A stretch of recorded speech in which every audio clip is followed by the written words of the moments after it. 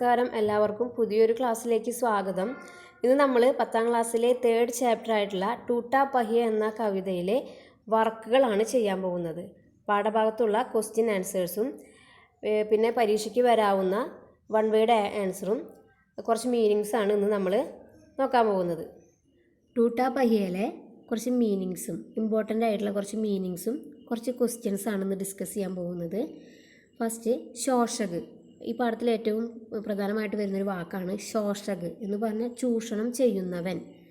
ശോഷിത് എന്ന് പറഞ്ഞാൽ ചൂഷണം ചെയ്യപ്പെട്ടവൻ. പ്രാസംഗിക എന്ന് പറഞ്ഞാൽ സന്ദർഭോചിതമായ, അതായത് ക്വസ്റ്റ്യൻ വരാറില്ലേ, കിത്തന പ്രാസംഗിക ഹേ, ഇന്നത്തെ ആജ് കെ സമാജ് മേ ഈ കവിത കിത്തനെ തക് പ്രാസംഗിക ഹേ, ഇന്നത്തെ സന്ദർഭത്തിന് യോജിച്ചതാണോ, അതാണ് പ്രാസംഗിക, സന്ദർഭോചിതമായ. അടുത്ത് ഇതിഹാസ്. ഇതിഹാസ് എന്ന് പറഞ്ഞാൽ ചരിത്രം. ടൂട്ടാ പഹിയ എന്ന് പറയുന്നത് ഒരു ഇതിഹാസ കവിതയാണ്. അടുത്തത് ഇനി നമുക്ക് കുറച്ച് ക്വസ്റ്റ്യൻസ് നോക്കാം. ഫസ്റ്റ്, ടൂട്ടാ പഹിയ കൈസി കവിത ഹേ. ടൂട്ടാ പഹിയ ഏതു തരത്തിലുള്ള കവിതയാണ്, എങ്ങനത്തെയാണ്? ടൂട്ടാ പഹിയ പ്രതീകാത്മക കവിത ഹേ. ഇതൊക്കെ 1 മാർക്കിന് വരും. പിന്നെ കവിനെ ടൂട്ടേ പഹിയേക്കോ കോൺസേ പ്രതീക് രൂപമേ പ്രസ്തുത് കിയാ ഹേ. കവി ടൂട്ടേ പഹിയ പൊട്ടിയ ചക്രത്തെ എന്ത് പ്രതീകത്തിൻ്റെ രൂപത്തിലാണ് പ്രസ്തുതീകരിച്ചിട്ടുള്ളത്? ആൻസർ, കവിനെ ടൂട്ടേ പഹിയേക്കോ ഉപേക്ഷിത് ലഘു മാനവയ്ക്ക് പ്രതീകയ്ക്ക് രൂപമേ പ്രസ്തുത് കിയാ ഹേ എന്ന് പറഞ്ഞാൽ എന്താണ്? അതായത് ഉപേക്ഷിക്കപ്പെട്ട, അതായത് സാധാരണ ജനത, ലഘുമാനം പറഞ്ഞാൽ സാധാരണ ജനങ്ങളുടെ പ്രതീകമായിട്ടാണ് സൂചിപ്പിച്ചിട്ടുള്ളത്. അടുത്ത്, കവിതയ്ക്ക് പ്രതീകോം കോ കവിനെ കഹാം സേ ലിയാ ഹേ. ഈ കവിതയിലുള്ള പ്രതീകങ്ങൾ, ഒരുപാട് പ്രതീകങ്ങൾ എന്ന് പറഞ്ഞാൽ എന്താണ്? ടൂട്ടാ പഹിയ, അഭിമന്യു, പിന്നെന്താണ് മഹാരഥി, അതൊക്കെ പ്രതീകങ്ങളാണ്. ഇങ്ങനെയുള്ള പ്രതീകങ്ങൾ കവിനെ കഹാം സേ എന്തിൽ നിന്ന് എടുത്തതാണ്? ഉത്തരം, കവിതയ്ക്ക് പ്രതീകോംകോ കവിനെ മഹാഭാരത കഥാസെ ലിയ. മഹാഭാരത കഥയിൽ നിന്നാണ് ഈ പ്രതീകങ്ങൾ എടുത്തിട്ടുള്ളത്. അടുത്തത്, മഹാഭാരത കഥാസെ ജുഡേ കോൺ കോൺ സേ ശബ്ദ് ഇസ് കവിത മേ ആയേ ഹേ. മഹാഭാരത് കഥാസെ ജുഡേ, മഹാഭാരത കഥയുമായിട്ട് ഉൾപ്പെടുന്ന, ബന്ധിപ്പിച്ചിട്ടുള്ള ഏതൊക്കെ വാക്കുകളാണ് ഈ കവിതയിൽ വരുന്നത്? ഏതാണ്? അഭിമന്യു, ചക്രവ്യൂഹ്, മഹാരഥി, അക്ഷയഹിണി സേന, ബ്രഹ്മാസ്ത്ര, ഇതൊക്കെയാണ് മഹാഭാരത കഥയിൽ വരുന്ന വാക്കുകൾ. അടുത്തത്, ദുരൂഹ് ചക്രവ്യൂഹ് കിസ്കാ പ്രതീക് ഹേ. ദുരൂഹ്, നമ്മൾ ചക്രവ്യൂഹം എന്താണെന്ന് ഞാൻ കഴിഞ്ഞ ക്ലാസ്സിൽ പറഞ്ഞില്ലേ. ദുരൂഹ് എന്ന് പറഞ്ഞാൽ എന്താണ്? കഠിനമായിട്ടുള്ള ചക്രവ്യൂഹം, ദുരൂഹമായിട്ടുള്ള ചക്രവ്യൂഹം എന്തിനെയാണ് പ്രതികരിക്കുന്നത്, പ്രതീകമായിട്ടുള്ളത്? എന്താണ്? ഹമാരെ ജീവൻ കി സമസ്യായേ, നമ്മുടെ ജീവിതത്തിലെ പ്രശ്നങ്ങളാണ് ദുരൂഹ് ചക്രവ്യൂഹം. അതായത് നമ്മുടെ ജീവിതത്തിൽ ഒരുപാട് പ്രശ്നങ്ങൾ ഉണ്ടാവില്ലേ, അതിലെ എന്താണ്, അതിനൊക്കെ പൊരുതി അതിൻ്റെ അകത്തേക്ക് കടന്ന് എല്ലാം ശരിയാക്കുക, അതാണ് ചക്രവ്യൂഹത്തിൽ അഭിമന്യു കയറി എന്ന് പറഞ്ഞത്. ചക്രവ്യൂഹം ഭേദിക്കുക എന്ന് പറഞ്ഞാൽ അത്രയും കഷ്ടത നിറഞ്ഞാണ്. അപ്പോൾ നമ്മുടെ ജീവിതത്തിലെ, ലൈഫിലെ പ്രശ്നങ്ങളെ നേരിടുക എന്നതാണ് ഇവിടെ ദുരൂഹ് ചക്രവ്യൂഹം എന്നത് പ്രതീകമാക്കുന്നത്. അടുത്ത്, ജീവൻ കി സമസ്യായം ക്യാ ക്യാ ഹേ. നമ്മുടെ ജീവിതത്തിലെ പ്രശ്നങ്ങൾ എന്താണ്? നമ്മുടെ നാട്ടിലെ ജീവിതത്തിലെ പ്രശ്നങ്ങൾ എന്താണ്? ഗരീബി, അസമാനത, ശോഷൺ, ദാരിദ്ര്യം, എന്താണ്? ശോഷൺ, അതായത് ചൂഷണം, പിന്നെന്താണ്? സമത്വമില്ലായ്മ, അതായത് വിവേചനം, അതൊക്കെയാണ് നമ്മുടെ നാട്ടിലെ പ്രശ്നങ്ങൾ. അടുത്തത്, കവിതയ്ക്ക് ആധാർ പർ കിസ്കാ പക്ഷ് അസത്യക്കാ ഹൈ. ഈ കവിതയെ ആധാരമാക്കിയിട്ട് ഏത് പക്ഷമാണ് അസത്യം? അസത്യത്തിൻ്റെ പക്ഷം എന്ന് പറയുന്നത് ആരെയാണ്? അഗേലി നിഹത്തി ആവാസ് കാ ബഡേ ബഡേ മഹാരഥി കാ. അതായത് ഓപ്ഷൻസ് ആണിത്. അതായത് ഇതിലേതാണ്, ഏത് പക്ഷമാണ് അസത്യം? അതിൽ ഒന്ന് അഖേലി നിഹത്തി ആവാസ്ക. അഖേലി നിഹത്തി എന്ന് പറഞ്ഞാൽ ഒറ്റയ്ക്കുള്ള നിരായുധൻ്റെ ശബ്ദം. പിന്നെ ബഡേ ബഡേ മഹാരഥി എന്ന് പറഞ്ഞാൽ വലിയ വലിയ ആളുകൾ. അപ്പോൾ ഇതിൽ ആരെയാണ് അസത്യം? ഇതിൽ ഏത് ഭാഗത്താണ് അസത്യമുള്ളത്? ആൻസർ, ബഡേ ബഡേ മഹാരഥി ക, വലിയ വലിയ ആളുകൾ. അടുത്തത്, अकेली निहती आवाज़ का प्रतीकात्मक अर्थ किसकी और सूचित करता है?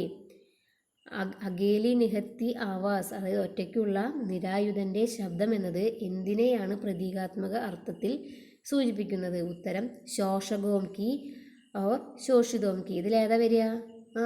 ഈ ഒറ്റയ്ക്കുള്ള ആളുടെ എന്താണ് നിരായുധൻ്റെ ശബ്ദം എന്ന് പറയുന്നത് ആരെ കുറിച്ചിട്ടാണ്? ചൂഷണം ചെയ്യുന്നവരാണോ അതോ ചൂഷണം ചെയ്യപ്പെടുന്നവരാണോ?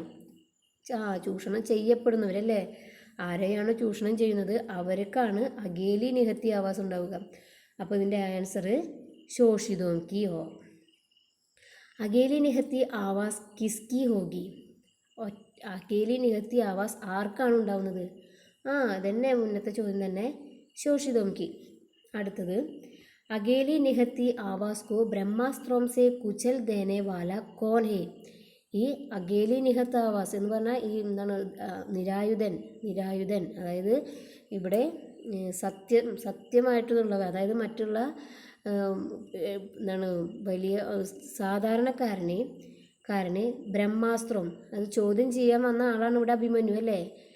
എന്താണ് അഭിമന്യു ചക്രവ്യൂഹത്തിലേക്ക് കടന്ന് പൊരുതാൻ വേണ്ടി വന്നിട്ടുള്ള ഒറ്റയ്ക്ക് നിരായുധനായി വന്നിരിക്കുകയാണ്. അവനെ ബ്രഹ്മാസ്ത്രം സെ കുജൽ ദേനെ വാല കോൻ ഹേ. അവനെ ആരാണ് ബ്രഹ്മാസ്ത്രം കൊണ്ട് ചവിട്ടി മെതിച്ചത്?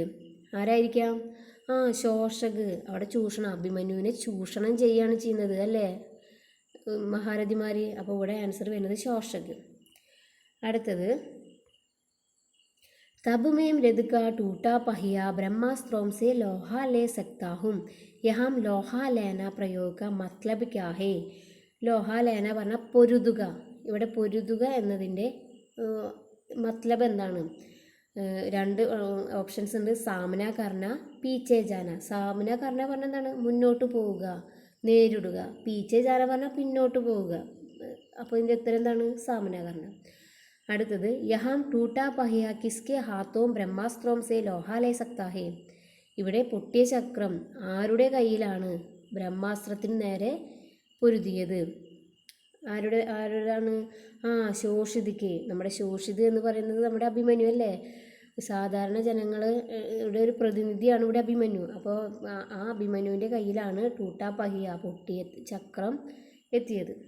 അടുത്ത ക്വസ്റ്റ്യൻ, ബ്രഹ്മാസ്ത്ര കിൻകെ ഹാത്തോ മേം ഹേ. ബ്രഹ്മാസ്ത്ര ആരുടെ കയ്യിലാണുള്ളത്? ചൂഷണം ചെയ്യുന്നവരുടെ കയ്യിലാണോ അതോ ചൂഷണം ചെയ്യപ്പെടുന്നവരുടെ കയ്യിലാണോ? ശോഷക് അവർ ശോഷിതം. ആൻസർ ശോഷകോം കോ. അത് ബ്രഹ്മാസ്ത്രം എന്ന് പറഞ്ഞാൽ എന്താണ്? ദിവ്യാസ്ത്രം. അതായത് എന്ന് പറഞ്ഞാൽ നമ്മുടെ എന്താണ് കസേര, മന്ത്രി കസേര എന്നൊക്കെ പറയില്ലേ, നമ്മുടെ അതിലെ മെയിൻ ആള്. അപ്പോൾ അവർക്കാണ് ബ്രഹ്മാസ്ത്രമുള്ളത്. അവർക്ക് നമ്മളതിനെ എന്തും വേണമെങ്കിലും ചെയ്യാം. അപ്പോൾ ഇവിടെ ബ്രഹ്മാസ്ത്രം എന്ന് പറയുന്നത് ചൂഷണം ചെയ്യപ്പെടുന്ന ആളുടെ കയ്യിലുള്ളതാണ്. അടുത്തത്, ശോഷക് ക്യാ കർത്തേ ഹേ. ചൂഷണം ചെയ്യുന്നവർ എന്താണ് ചെയ്യുന്നത്? ശക്തിശാലി ആയുധോം സേ ശോഷിതോം പർ പ്രഹാർ കർത്തി ഹേ. അവർ അവരുടെ ശക്തമായ ആയുധം കൊണ്ട് പാവപ്പെട്ടവരെ പ്രഹരിക്കുന്നു. അടുത്തത്, തബ് മേ രഥ് കാ ടൂട്ടാ ഹുവാ पहिया उसके हाथों में ब्रह्मास्त्रों से लोहा ले सकता हूँ. इन पंक्तियों में चर्चित पौराणिक संदर्भ वर्तमान परिवेश में कहाँ तक प्रासंगिक है. അതായത് അപ്പോൾ ഞാൻ രഥത്തിൻ്റെ ടൂട്ടാ പഹിയായിട്ടുള്ള എൻ്റെ കയ്യിൽ ബ്രഹ്മാസ്ത്രത്തോട് ഞാൻ പൊരുതി. ഈ വാക്കുകൾ വരുന്നത്, ഈ പങ്ക്തികൾ പൗരാണിക സന്ദർഭമേ, അതായത് പുരാണത്തിലെ ഈ സന്ദർഭം ആജ് തക്ക് എത്ര വരെ അത് പ്രാസംഗികമാണ്? ഉത്തരം, जब सारा संसार किसी साहसी मनुष्य की आवाज़ को दबाने का प्रयास करेगा तब मैं रथ का टूटा हुआ पहिया उसके हाथों में रहकर शत्रुओं के ब्रह्मास्त्रों का सामना कर सकता हूँ. എന്താണ് ജബ് സാര സൻസാർ, എപ്പോഴാണോ ഈ ലോകം മുഴുവനും, സാരാ സൻസാർ പറഞ്ഞ ഈ ലോകം മുഴുവനും, കിസി സാഹസി മനുഷ്യ, ഒരു സാഹസിയായിട്ടുള്ളൊരു മനുഷ്യൻ്റെ ആവാസ്കോ ശബ്ദത്തെ ദബാനേക്ക പ്രയാസ് കരേക. ദബാന എന്ന് പറഞ്ഞാൽ അടയ്ക്കുക, അത് അടിച്ചമർത്തുന്നത്. തബ് ആ ഒരു സമയത്ത്, മേം ഞാനാകുന്ന, രഥ് കാ ടൂട്ടാ ഹുവ പഹിയ ഉസ്കെ ഹാത്തോമേ അവൻ്റെ കൈകളിൽ, രഹ്കർ ശത്രുവം കെ ബ്രഹ്മാസ്ത്രം ക സാമന കർ സക്താകും അങ്ങനെയുള്ള ഞാൻ അവൻ്റെ കയ്യിൽ ടൂട്ടാ പഹിയായ ഞാൻ എന്നിട്ട് എന്നെ കൊണ്ട് ശത്രുക്കളുടെ ബ്രഹ്മാസ്ത്രങ്ങൾക്ക് നേരെ പൊരുതും. ടൂട്ടാ പഹിയ ഉപേക്ഷിത് മാനവക പ്രതീക് ഹേ. എന്താണ് ടൂട്ടാ പഹിയ ഉപേക്ഷിത് മാനവക പ്രതീക് ഹേ. ഈ പ്രതീകൊക്കെ എന്താണെന്ന് ചോദിക്കൂട്ടോ പരീക്ഷയ്ക്ക്. टूटा पहिया उपेक्षित मानव का प्रतीक है. आज के समाज में असत्य और अन्याय का बोलबाला है। इन असत्यों और अन्यायों के खिलाफ अगर कोई लड़ेगा तो कोई ലഘുമാനവ ही उसका सहारा बनेगा. അതായത് ആജ്കൽ ഇന്ന് സമൂഹത്തിൽ അസത്യവും അന്യായവും കൂടി വരികയാണ്. ഇൻ അസത്യവും ഔർ അന്യായം, ഈ അസത്യങ്ങളിലും അന്യായങ്ങളിലും നേരെ അഗർ കോയി ഉടേക, ആരെങ്കിലും വരികയാണെങ്കിൽ, തോ കോയി ലഘുമാനവഹി, ആ മനുഷ്യനെ ഉസ്കാ സഹാര ബനേക, അങ്ങനെയുള്ള ആളുകൾക്ക്, സത്യത്തിൻ്റെ പാതയുള്ളവർക്ക് എന്തെങ്കിലുമൊക്കെ സഹായമായിട്ട് വരും. യഹി ഇൻ പങ്ക്തിയോംക്ക് പ്രാസംഗികത, അതാണ് ഈ കവിതയുടെ പ്രാസംഗികത, അതായത് സന്ദർഭോചിതമായിട്ട് വരുന്നത്. ടൂട്ടാ പഹിയ അഭിമന്യു കേലിയെ കബ് ഉപയോഗി സിദ്ധ ഹുവ. എപ്പോഴാണ് ടൂട്ടാ പഹിയ അഭിമന്യുവിന് ഉപയോഗം വന്നത്? യുദ്ധക്കെ സമയം, യുദ്ധം ചെയ്യുമ്പോഴാണ് അഭിമന്യുവിന് ആ പൊട്ടിയ ചക്രം ഉപയോഗിക്കേണ്ടി വന്നത്. അഭിമന്യു കിസ്കെ പക്ഷമേന്ത, ഈ അഭിമന്യു ഏത് പക്ഷക്കാരനാണ്? സത്യത്തിൻ്റെ അല്ലേ? എന്താണ് ഉത്തരം ചെയ്തത്? ധർമ്മ ന്യായ് ഔർ സത്യ, ധർമ്മത്തിൻ്റെയും ന്യായത്തിൻ്റെയും സത്യത്തിൻ്റെയും പക്ഷമാണ് അഭിമന്യു. അടുത്ത ക്വസ്റ്റ്യൻ, ഇതിഹാസോം की सामूहिक गति सहसा झूठी पड़ जाने पर करता जाने सच्चाई टूटे हुए पहियों का आश्रय ले. इन पंक्तियों से कवि क्या बताना चाहते हैं?